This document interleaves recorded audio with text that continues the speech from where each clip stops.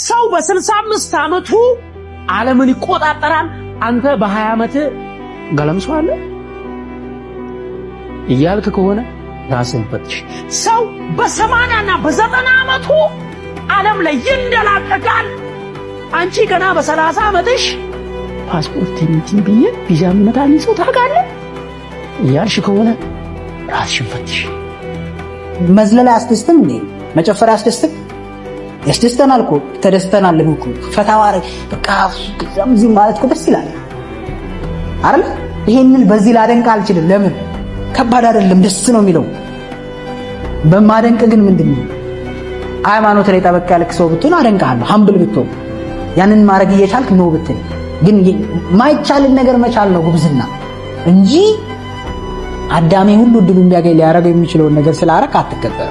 በእኛ ስትሆን ከራስን ለማሰቃየት ከራስ ጋር የፈረም ሰው መሆን መቻል አለብህ። መደበኛ ሰው ህልመኛ አይደል? ቁጭ ብሎ ቴሌቪዥን እያየም ይሁን የእንግሊዝ እግር ኳስ አይቶ በሬዲዮ አድምጦ አሁንም በዛ የሚከራከር ሰው ገባ? ቁጭ ብሎ የማይመለከተውን ነገር ፊልም እያየ የሚውል ሰው ህልመኛ አይደል? ህልመኛ ሰው ወታደር። እባብ ሲያድግ እቤት ውስጥ ኮሽ የለም በቃ ያድጋል። አንተም ሰላማዊ ኑሮ ትኖራለህ፣ እሱም እያደገ እንዴት እንደገባ አታውቅ፣ እንዴት እያደገ እንደሆነ አታውቅ። ተሰውረህ እደግ። የወጣ ሰዓት ማንም አይቋቋምህ። ይሄን ምንድነው? አንድ ሰው ዓላማ ሲኖረው ስለሚለብሰው አይጨነቅም፣ ስለሚጠጣው አይጨነቅም። እዚህ ጋር ለማደር ራሱ ዝግጁ መሆን አለበት። ሰው ራሳችንን ሳክሪፋይስ ማድረግ አለብን። በምድር ላይ ትልቁ ሱስ መጠጥ አይደለም፣ እንዳትሳሳቱ። በዓለም ላይ ትልቁ ሱስ ለወንድ ሴት፣ ለሴት ወንድ አይደለም። በዓለም ላይ ትልቁ ሱስ ምን እንደሆነ ታውቃላችሁ? ኮምፈርት ዞን። ማን ያስለቀሰ? ማን ያሳዘነ? ለምን? በተለይ ደግሞ መቼ እንደተጎዳ ልብ ብለህ አስብ። የዛሬ 10 25 ዓመት የተጎዳኸው ነገር ዛሬ ሊያስጨንቅና ልብን ሊሰብረው ይችላል። ነገር ግን እየተጎዳ ያለው የዛሬ 20 ዓመት 10 ዓመት በሆነው ጉዳይ ሳይሆን ያንተ አእምሮ እየፈጠረ ባለው የሚጎዳ ሐሳብና ስሜት። ለዚህ ነው አብዛኛው ስቃይ አእምሮ የፈጠረው ነው የሚባለው።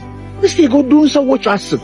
ዛሬም ያስከፋዋል፣ ዛሬም ያስለቅሳል፣ ዛሬም ልብን ያሸብራል። የምትነግረው ታሪክ እኮ ነው። ይሄንን የሚጎዳ ሐሳብ ማወቅ ግንዛቤ ወይም አዌርነስ ይሰኛል። እባክህ ይሄንን ሐሳብ አውጣና ዛሬ ቆንጆ እንቅልፍ ተኛ፣ ይቅር በል። እኔ ደግሞ አባቴ ከመከረኝ አንዷን ምክር ልምከር። መስራት ባለብህ ሰዓት ካልሰራ መሳቅ ባለብህ ሰዓት ታለቅሳለህ። እና ሁሌም ስራ። የትም ብትሄድ ሳትፈራና ሳትኮራ እንድትቆም የሚያደርግህ ነገር ቢኖር ስራ ነው። ስራ ያስከብርሃል። ብቸኛው ከሰው እኩል ለመሆን ያለ አማራጭ ስራና ስራ ብቻ ነው። ማንም አጨበጨበ አላጨበጨበ እንዳትሰሙ። መጀመሪያ ምንም ነገር ስትጀምሩ ሰው አያጨበጭብላችሁም፣ ብራቮ አይላችሁም። ተይ፣ ተጠንቀቅ፣ አርፈ ተቀመጥ፣ ዘመኑ ከባድ ነው፣ ሰው ማመን ቀብሮ ነው፣ ይቅርብ። የት ለመድረስ ነው? ከልኳ ያልፍ። እነዚህ ሁሉ ይዘረዘራሉ። እና ምንም ነገር ስትጀምሩ ደግሞ መጀመሪያ ላይ ፈተና አለው የለው? ፈተና ሲገጥመን እነዚህ ሁሉ ንግግሮች አይጮሁም እንዴ? ሐሳብ ናቸው እኮ ተቀምጠዋል። ስለዚህ እነዚህ ሁሉ ጩኸቶች ሲጮሁ አልሰማም ማለት አለባችሁ። አልሰማም። በወጣት እድሜያችሁ ትልቁ የውሳኔ ቦታችሁ ጊዜያችሁና ሐሳባችሁ። ሌሎች ሰዎች ላይ ፓወር ላይ ኖራችሁ ይችላል፣ መሪ ላትሆኑ ይችላላችሁ። የናንተ የመምራት ችሎታ ወጣትነታችሁ ያንጎናችሁ ተማሪ ሆናችሁ የሚታይበት ቦታ ነው ቢኖር ታይማችሁ ወይም ጊዜያችሁንና ሐሳባችሁ። ጊዜያችሁን በደንብ ማኔጅ ማድረግ አለ።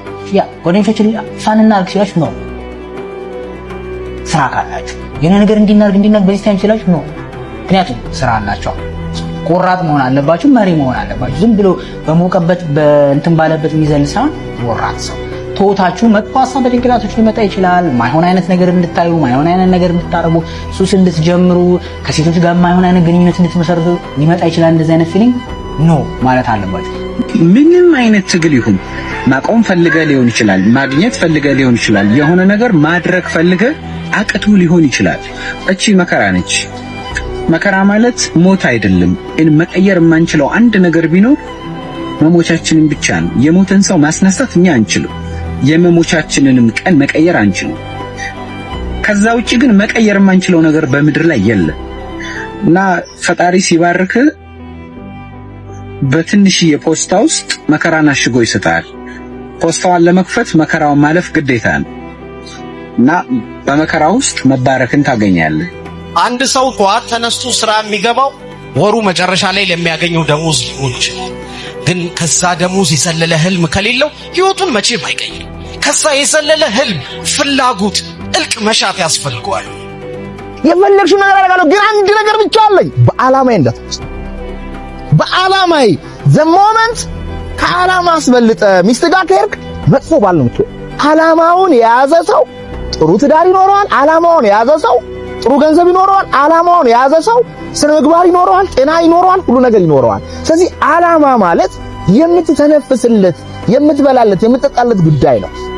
ገንዘብ በጣም ሴንሲቲቭ ነገር ነው። ሁለት ስለት እንዳለው ቢላ ትላለች እናቴና አንዱን ቢላ በዚህ ስለት ካወክበት መንገድን ይከፍትልሃል፣ ካላወክበት ደግሞ ራስን ያርድሃል ትላለች። ለገንዘብ ምን መሰለ፣ ገንዘብ በህይወት አቅጣጫ ላይ በምትሄድበት ጊዜ ገንዘብ የሚፈልገው ቦታ ሁሉ ቦታ ላይ ይፈልጋል። ገንዘብ መንገድ የሚከፍት ነው ካወክበት። እውነት ለትዳር ይጠቅማል፣ ለኑሮ ይጠቅማል፣ ለቤት ይጠቅማል። በየጊዜው አዲስ ኤክስፒሪየንስ ኖሮ አዲስ ነገር አይቶ ጥሩንም መጥፎንም ተቀብሎ ማለፍ። አሁን ለምሳሌ ጨው አለ፣ ሱካር አለ፣ ወጥ አለ፣ አልጫ አለ፣ ሰላጣ አለ፣ ስጋ አለ፣ ጥብና አድርጎ የሚያቃጥል ቃሪያ አለ።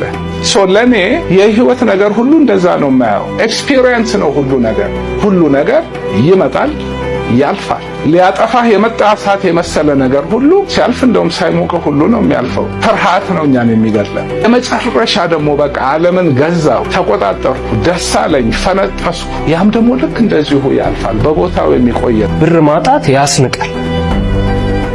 ብር ደስታ ባያመጥ ደስታ ይነጥቃል። እናቴ ትልቅ ሰው ናት፣ በጣም ትልቅ ሰው ናት። በስራዋ በጣም የተከበረች ሰው ናት። በገንዘብ ምክንያት ያየችው ፊት፣ በገንዘብ ምክንያት ያየችው መናን፣ እሷ ስልክ ስትደውል ብር ልጠይቅ ነው ተብሎ የሸሸ ሰው ብዛት፣ ሙሉ ማንነቴ እሷን ለመካስ።